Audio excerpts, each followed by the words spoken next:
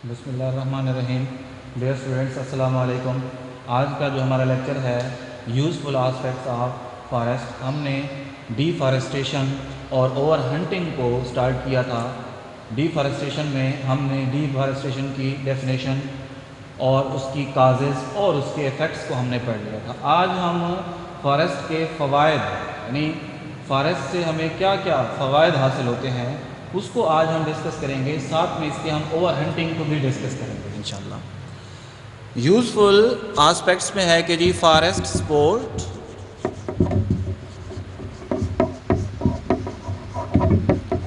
The considerable biodiversity, कि जी forest जो है हमारी बायोडाइवर्सिटी को सपोर्ट करते हैं। बायोडाइवर्सिटी से मुराद पहले भी मैं पिछले लेक्चर्स में आपको बता चुका हूँ। बायोडाइवर्सिटी से मुराद क्या होता है? फ्लोरा और फाना, यानी किसी भी रीजन के अंदर पौधे और जानवरों की जो वैरायटी होती है उसे हम नाम देते हैं बायोडाइवर्सिटी का। अब वो फॉरेस्ट ही सपोर्ट करते हैं। किस तरह सपोर्ट करते हैं? दरख्त होंगे तो उसमें जो है जानवर आएंगे, मुख्तलिफ रहने के लिए जानदार आएंगे। लाइक हम कहते हैं कि जी एक जो जंगल बनता है, जंगल खाली दरख्तों से नहीं बनता, जंगल के अंदर जो है वो एक पूरा इकोसिस्टम बनता है। उसमें जानवर भी आएंगे, उसमें बैक्टीरिया भी होंगे, उसमें वायरसेस भी होंगे, उसमें छोटे जानदार भी होंगे, उसमें तालाब भी होंगे, उसमें अलजी भी होगी, उसमें पूरा एक इकोसिस्टम होता है जंगल के अंदर। अब फॉरेस्ट जो है वो हमारी इस बायोडाइवर्सिटी को सपोर्ट करता है। इसके अलावा जो है कि जो हमारे यूज़फुल प्रोडक्ट्स हैं, यूज़फुल प्रोडक्ट्स जो है वो हमें फॉरेस्ट से आते हैं। लाइक वुड है। अब वुड में दो टाइप्स हैं, एक होती है टिम्बर वुड और एक होती है फ्यूल वुड। फ्यूल वुड जो है वो हम जलाने के पर्पज़ के लिए इस्तेमाल करते हैं। टिम्बर वुड जो है वो हम फर्नीचर के लिए इस्तेमाल करते हैं, यानी हमारे घरों की नुमाइश के लिए, हमारे घरों में आसाइश के लिए मुख्तलिफ हम प्रोडक्ट्स यूज़ करते हैं लकड़ी के बने हुए। इवन कि हम लकड़ी की जो है सीढ़ियाँ इस्तेमाल करते हैं, लकड़ी के जो है हम दरवाज़े इस्तेमाल करते हैं। इसके अलावा लकड़ी का फर्नीचर है, लकड़ी की दीवारें हैं, बहुत ही ज़्यादा हम लकड़ी का इस्तेमाल करते हैं फर्नीचर पर्पज़ के लिए। अच्छा, अब इस फॉरेस्ट ने इस लकड़ी की बुनियाद पर, यानी टिम्बर वुड और फ्यूल वुड की बुनियाद पर हमारे या किसी भी एक जो डेवलप्ड कंट्रीज़ हैं या डेवलपिंग कंट्रीज़ हैं, उनकी इकॉनमी का जो मेन पार्ट होता है वो फॉरेस्ट होता है। तो हम लिख सकते हैं कि जी forest is main part of economy of developed countries, कि जितने भी डेवलप्ड कंट्रीज़ हैं या अभी वो तरक्की कर रहे हैं, उन सारों का जो दारोमदार होता है, यानी उनकी इकॉनमी का, उनकी मईशत का जो दारोमदार होता है, वो सारा का सारा फॉरेस्ट के ऊपर होता है। अब इसके अलावा जो है फॉरेस्ट क्या सपोर्ट करता है हमें, कि जी forest extract the CO2 and other pollutants.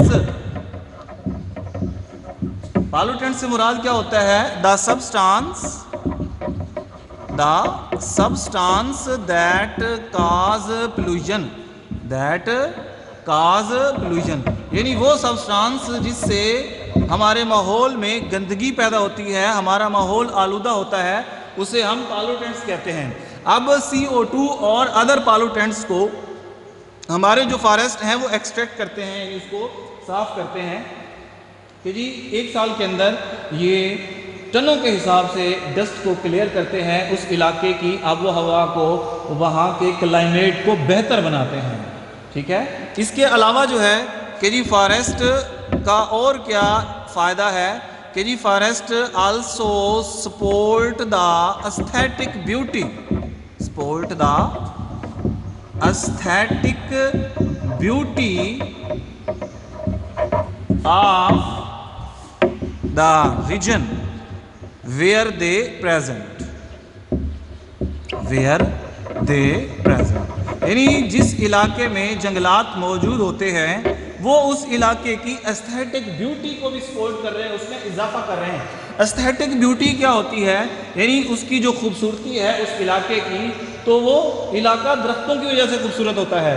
हमने एक मकूला पढ़ा हुआ है, मशहूर मकूला है कि जी जो दरख्त हैं वो ज़मीन का जेवर है। अब जिस तरह से दुल्हन जो है वो एक जेवर से खूबसूरत नज़र आती है, सेम इसी तरह से हमारी जो ज़मीन है अगर वहाँ पर दरख्त ना हो तो ऐसे है जैसे दुल्हन जेवर के बगैर। ठीक है कि जी ज़मीन पर दरख्तों का होना उसका एक जेवर का होना है। तो हमें हमारी जो एक इलाके की जो ब्यूटी होती है, हम अक्सर हिली एरियाज़ की तरफ जाते हैं, हम जो है जो कोह सलमान है उसको हम बेहतर नहीं समझते, उसको हम बर्तरी नहीं देते जितना हम कोह हिमालय को बर्तरी देते हैं, क्योंकि जो कोह सलमान है वो हमारे खुश्क पहाड़ है, वहाँ पर इतना जंगलात मौजूद नहीं है, वहाँ पर दरख्तों की तादाद कम है। दरख्तों की तादाद कम होने की वजह से वहाँ की जो अट्रैक्शन है, जो टूरिस्ट की अट्रैक्शन है वो इतना अच्छी नहीं है। अगर हम दोनों को कंपेयर करें कि कोह हिमालय को कोह सलेमान के साथ, तो कोह हिमालय की तरफ ज़्यादा अट्रैक्शन है। उसकी रीज़न क्या है? उसकी रीज़न है दरख्तों का होना, क्योंकि दरख्त के होने की वजह से एक सीनरी क्रिएट होती है, एक खूबसूरती क्रिएट होती है, और उस खूबसूरती की तरफ ही टूरिस्ट जो है अट्रैक्ट होता है, उसी की तरफ मुतवज्जे होता है। कि अगर वहाँ पर भी अगर दरख्त ना हो, खाली चश्मे हों, खाली दरिया हो, खाली समंदर हो, या खाली पानी का एक नदी नाला जा रहा हो, तो वो इतना ज़्यादा अट्रैक्ट नहीं करता। अगर उस नदी नाले के गिर्द जो है दरख्त हो, खूबसूरती हो, पौधे हों, जंगलात बना हो, तो वो उसको चार चांद लगा देता है, उसको ज़्यादा खूबसूरत बना देता है और टूरिस्ट को भी ज़्यादा अपनी तरफ मुतवज्जे करता है। यानी ये हैं हमारे फॉरेस्ट के फ़वाइद कि जी हमें फॉरेस्ट क्या देते हैं, हमारी इकॉनमी को बढ़ाते हैं, हमें हमारे माहौल को साफ़ सुथरा रखते हैं, हमारे माहौल की केमिस्ट्री को मेंटेन करते हैं, हमारे पानी के साइकिल को मेंटेन करते हैं। इसके अलावा जो है वो एक इलाके की खूबसूरती में भी इजाफा करते हैं। अब खूबसूरती में इजाफे से हमें क्या फ़ायदा होता है कि जी इन्वायरमेंट साफ़ हो गया। खूबसूरती में इजाफे से है कि जी टूरिस्ट अट्रैक्ट होंगे, बाहर के लोग हमारे मुल्क की तरफ या हमारे इस इलाके की तरफ आना पसंद करेंगे। ज़ाहिर है वो किसी ट्रांसपोर्ट पर आएंगे, यहाँ पर होटल्स ख़रीदेंगे, वहाँ पर रिहाइश रखने के लिए जो है खाना पीना करने के लिए, ये सारा का सारा हमारी तरफ ज़र मुबादला आता है। इस वजह से इसने यहाँ पर लिखा हुआ है कि जी जो इकॉनमी है हमारी, उसका मेन पार्ट है कि जब दरख्त होंगे, टूरिस्ट अट्रैक्ट होंगे, तो टूरिस्ट हमारे इलाकों की तरफ आएंगे, हमारे यहाँ की लोकल अशिया को ख़रीदना पसंद करेंगे, यहाँ पर खाना खाना पसंद करेंगे, यहाँ पर रिहाइश रखना पसंद करेंगे। तो ज़ाहिर है इन तमाम पर्पज़ के लिए वो पैसा खर्च करेंगे, और वो पैसा किसके पास आएगा? हमारी हुकूमत के पास आएगा, हमारे मुल्क के पास आएगा, और हमारे मुल्क की इकानमी क्या हो जाती है? स्ट्रांग हो जाती है। लेकिन हमारे यहाँ इसके थोड़ा बरअक्स चल रहा है कि जी हमें जंगलात लगाने की बजाय, जंगलात में इजाफा करने की बजाय, दरख्तों में इजाफा करने की बजाय हम उसको दिन ब दिन काटते जा रहे हैं। यहाँ पर एक फिगर दिया गया है। फिगर क्या है कि जी एक फॉरेस्ट है केपी में, केपी से मुराद क्या है? खैबर पख्तूनख्वा। उसमें एक फॉरेस्ट है जिसे हम क्लोज्ड कैनोपी फॉरेस्ट कहते हैं, क्लोज्ड कैनोपी फॉरेस्ट। अब क्लोज्ड कैनोपी फॉरेस्ट जो है ये हर साल 1%, हर साल 1% इसमें कमी आती जा रही है। कैसे कमी आती जा रही है? ज़ाहिर है हम इन जंगलात को काट रहे हैं लकड़ी हासिल करने के लिए, फर्नीचर की लकड़ी हासिल करने के लिए, या फ्यूल वुड हासिल करने के लिए। इसके अलावा जो है हम वहाँ पर ज़ाहिर है जब जंगल काट देते हैं तो वहाँ पर जो उनका मस्कन है, जिन जानदारों का, जिन जानवरों का जब मस्कन तबाह हो जाता है, जब उनकी जगह नहीं होती रहने के लिए, तो ऑटोमेटिकली वो स्पीशीज़ भी आहिस्ता आहिस्ता इंडेंजर्ड और एक्सटिंक्ट के करीब होना शुरू हो जाती हैं। उसके बाद हमारा जो नेक्स्ट हेडिंग है वो है ओवर हंटिंग। इस टॉपिक को आज हम क्लोज कर रहे हैं। ओवर हंटिंग जो है that is a significant cause of the extinction of our local species. कि जी जो ओवर हंटिंग है, ज़्यादा शिकार है, वो सबसे बड़ी वजह है हमारे जानदारों के ख़त्म होने की। ज़ाहिर है जब एक जानदार इतना रिप्रोड्यूस नहीं कर रहा, अपनी नस्ल कशी जो है वो नहीं कर रहा, जब नस्ल कशी नहीं कर रहा तो इट मीन्स उसकी तादाद में उस हिसाब से इजाफा नहीं हो रहा जिस हिसाब से हम उस जानदार को ख़त्म कर रहे हैं शिकार करके। अब जो ओवर हंटिंग है that is the significant cause of extinction of our local species. अब इन लोकल स्पीशीज में कौन कौन सी स्पीशीज हैं जो एक्सटिंक्ट हुई है या इंडेंजर्ड हो गई हैं? उनमें है मारखोर, ठीक है। अब मारखोर में यहाँ पर दो स्पीशीज दी गई हैं, एक है अस्तौर मारखोर, एक है चिल्तन मारखोर, ठीक है। अब ये दो मुख्तलिफ इलाके हैं, अब उन इलाकों की वजह से उस जानदार को जाना जाता है। वैसे अगर हम मारखोर की बात करें ओवरऑल, तो markhor that is the national animal of Pakistan, कि जी ये पाकिस्तान का कौमी जानवर है। ये मारूजी भी आती है अक्सर औकात कि जी पाकिस्तान का जो है कौमी जानवर कौन सा है, तो नीचे जवाब दिए गए होते हैं। उन जवाब में जहाँ पर मारखोर होगा उसको आपने क्लिक करना है, उसको आपने दायरा लगाना है कि जी markhor is the national animal of Pakistan. इसके अलावा जो है उड़ियाल है, आइबिक्स है, टाइगर है, लायन है, ब्राउन बियर है, ETC।